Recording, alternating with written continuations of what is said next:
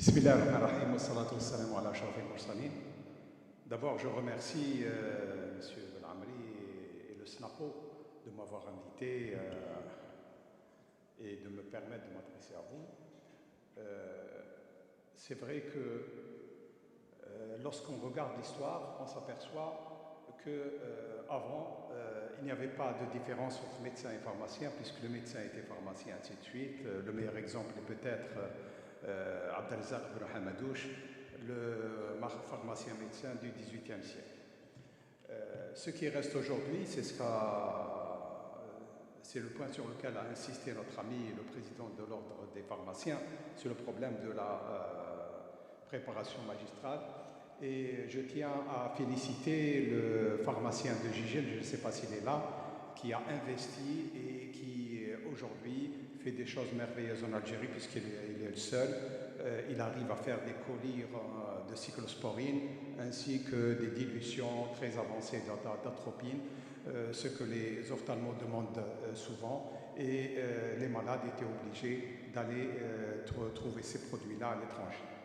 Donc, c'est dire l'importance de cette pharmacie magistrale. Le rôle, ou les rôles plutôt du pharmacien sont connus, sont nombreux. L'éducation sanitaire, puisque c'est le premier contact en matière de santé avec les citoyens. Donc je passe, puisque ça a été déjà présenté par les différents conférenciers. Le pharmacien doit également connaître les premiers gestes de secours et ce que peut-être beaucoup de gens peut-être ne prennent pas en considération, puisqu'il est justement le recours.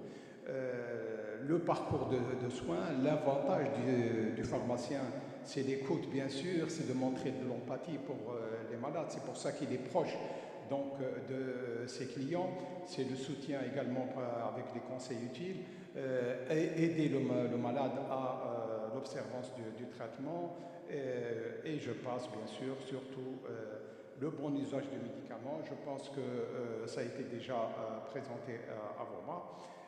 La délivrance des médicaments, surtout pour certains produits qui vont rejoindre les produits antimitotiques, comme par exemple pour je pense qu'un conférencier tout à l'heure, on a parlé, les produits, les psychotropes, etc.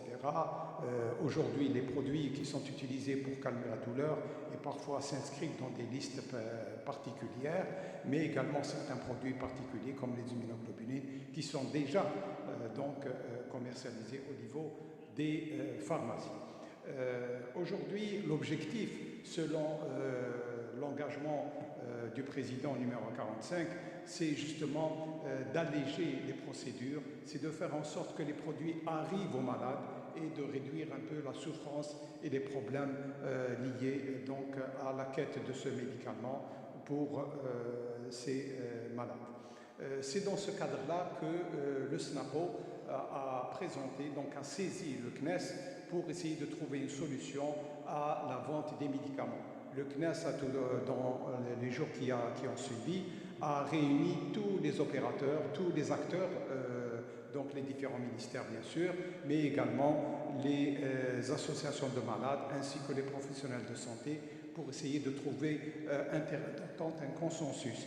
Et donc, en reprenant un certain nombre de points, notamment les recommandations de l'OMS en cette matière, l'article 179 de la loi 1811 relative à l'élargissement du rôle du pharmacien, mais également la circulaire numéro 7 du ministère de la Santé qui requiert la disponibilité ambulatoire des médicaments anticancéreux.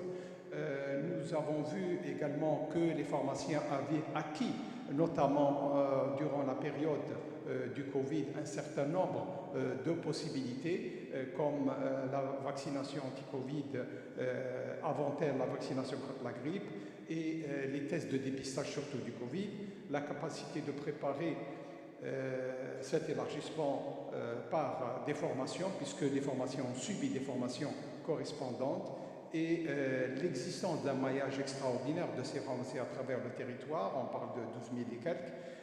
Les malades cancéreux, étant des malades chroniques, ont une carte Chifa, donc ça ne pose pas de problème de traçabilité et qu'il suffit uniquement, grâce à des logiciels, de pouvoir suivre ces malades et donc de voir où les médicaments vont.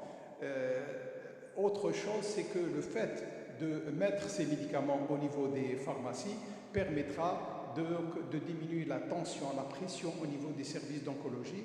Et on voit aujourd'hui que les malades qui ont besoin de médicaments Péros viennent souvent de loin, se présentent à 8 heures ou à 7 heures du matin au niveau des services d'oncologie, ils s'inscrivent et puis donc le service va voir la pharmacie de l'hôpital, le temps que le médicament est préparé, ils reçoivent ce médicament vers midi, 1 heure ou 2 heures de l'après-midi pour pouvoir rentrer chez eux. Donc ça leur fait toute une journée d'attente. Et souvent ils viennent de loin et ça encombre en même temps les services d'oncologie, ce qui crée beaucoup de problèmes.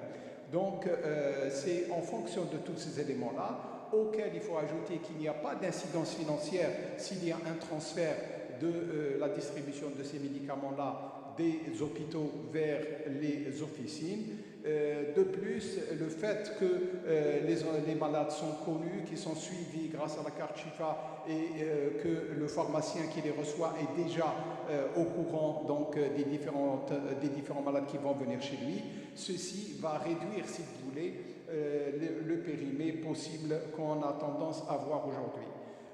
Aujourd'hui, le problème est pris en charge et le CRM devra normalement, à la demande du CNES, élargir aux producteurs nationaux, aux professionnels de la santé, aux pharmaciens des officines et aux associations de malades.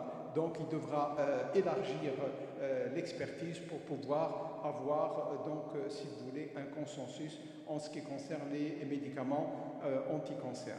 La mission, c'est d'établir, bien sûr, une liste de médicaments. Déjà une trentaine, d'ici la fin 2023, ont été identifiés. J'espère qu'on pourra être au rendez-vous dans les mois à venir. Je pense que le mécanisme de remboursement des médicaments inscrits sur liste devra être opéré. Pour ce qui est cette extension, il faut savoir également que cette mesure, c'est un précédent important pour les pharmaciens d'officine qui pourra être suivi par d'autres gestes, par d'autres mesures, comme par exemple les soins de support. On sait à titre d'exemple que les malades insuffisants rénaux sont obligés de prendre de l'érythropoïétine toutes les pratiquement 3 semaines. Donc le fait également de quémander ce produit-là au niveau des structures hospitalières, alors qu'il est plus simple de l'avoir au niveau des officines. Il existe également d'autres possibilités, comme les traitements des maladies rares qu'on pourra mettre au niveau des officines et la possibilité également, grâce à l'interchangeabilité, de pouvoir décider de changer de médicament au niveau de l'officine avec l'avis du médecin, bien sûr. Tous ces éléments-là, en fait, s'inscrivent dans les missions du pharmacien qui, aujourd'hui, a déjà pris sur ses épaules un certain nombre de conseils et d'orientations dans les cas, par exemple, de l'obésité et du surpoids pour éviter aux personnes d'arriver à la maladie. Pour ce qui est du diabète, avec le dépistage du diabète qui peut être fait au niveau de l'officine, la mesure de la tension pour les personnes qui ne le savent pas et souvent sont dirigées vers les cardiologues, pour l'asthme et le BPCE et la bronchopneumopathie chronique obstructive, grâce à la mesure du débit de pointe, on peut également orienter ces malades vers les pneumologues, etc., mais également pour les vaccins. Ce qu'il faut également savoir, c'est qu'aujourd'hui, il y a d'autres missions qui sont confiées aux pharmaciens et qu'on retrouve dans beaucoup de pays étrangers, comme par exemple les kits de dépistage du cancer colorectal, qui est aujourd'hui la première cause de cancer chez l'homme adulte en Algérie, mais également dans beaucoup de pays. Le dépistage des infections urinaires, le dépistage des angines bactériennes, c'est un élément très important aujourd'hui, étant donné la prescription importante d'antibiotiques et les résistances qu'on est en train d'observer. Donc le pharmacien pourrait jouer un rôle dans ce domaine-là grâce aux tests rapides d'orientation diagnostique qu'il peut faire à son niveau et savoir s'il faut ou non donner un antibiotique. Le pharmacien intervient également et doit intervenir dans le futur dans les maladies chroniques ce qu'on appelle la permanence des soins. Par exemple, au lieu de renouveler l'ordonnance tous les 3 mois, le médecin peut donner une ordonnance pour 1 an et le pharmacien, étant donné que c'est un client habituel chez lui, donc délivrera les médicaments tous les 3 mois ou tous les mois selon les ans. Il faut savoir également qu'à l'étranger, il y a d'autres missions qui sont confiées aux pharmaciens, comme les protocoles nationaux en France sur les affections, la rhinoconjonctivite, la prise en charge de la polyarthurie, etc. Mais également le fait de faire les rappels vaccinaux pour les plus de 16 ans, qui aujourd'hui est acquis dans certains pays et qu'on souhaiterait que les pharmaciens en Algérie acquierront dans le futur. Et je vous remercie de votre attention. Merci beaucoup.